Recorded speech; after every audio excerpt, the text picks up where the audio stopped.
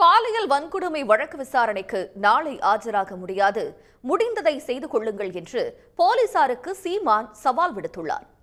ஓசூரில் செய்தியாளர்கள் மத்தியில் பேசிய அவர், இதுவரை என்ன மாதிரியான விசாரணை நடந்திருக்கிறது என நீதிமன்றம் மீதும் விமர்சனம் முன்வைத்தார்.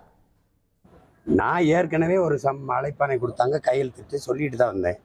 இதற்கான திட்டமிட்டேன், வர முடியாது, வந்து வாரேன். எனக்கு வேற நாட்டுக்கு போய் தலைவராக முடியாது, உங்களுக்கு தெரியும், கடை வச்சுட்டு தினந்தோறும் உங்களை சந்திச்சுக்கிட்டு இருக்கேன். இதில் இவ்வளவு விரட்ட வேண்டிய அவசியம் என்ன இருக்குது?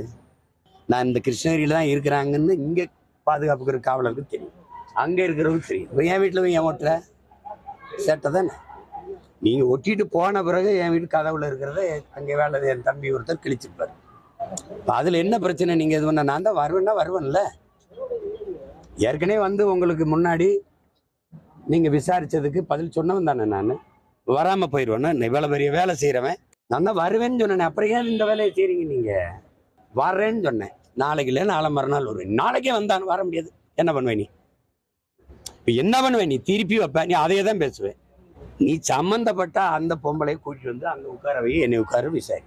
நீ அங்கே ஒன்று பேசிட்டு வருவ, அப்புறம் திருப்பி ஒன்று வருவ, அப்புறம் ஒரு வாரம் இதே பிரச்சனை வைப்பீங்க, திருப்பி கூட்டிடுவீங்க. எத்தனை நாளைக்கு? 15 வருஷமா இதே நாடகமா? என்னது? நான் திருப்பி நீங்கள் முதல்ல விசாரிச்ச அதே தான் திருப்பி அதே தான் சொல்லுவேன். விசாரிக்கவே இல்லை, நீங்களே முடிவு பண்ணிக்கிட்டீங்க இதுதான் நடந்திருக்குது, இது போயிருக்குதுன்ட்டு. இது எந்த மாதிரியான தீர்ப்புகள், எந்த மாதிரியான விசாரணைகள்? என்ன இப்போ என்ன செய்யணும்னு நினைக்கிறீங்க?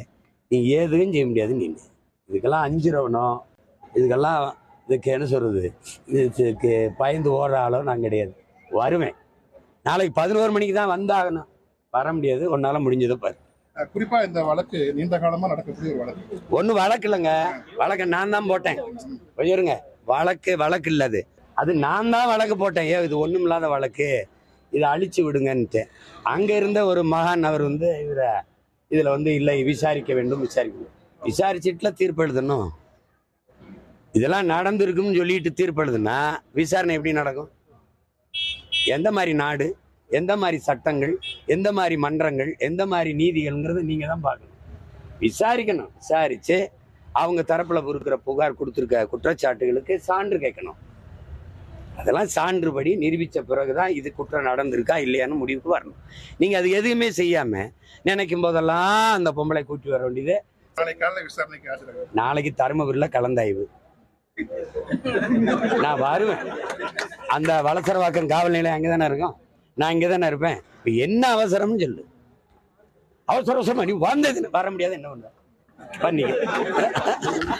உடனுக்குடன் செய்திகளை தெரிந்து கொள்ள சன் நியூஸ் பெல் ஐகானை கிளிக் பண்ணுங்க.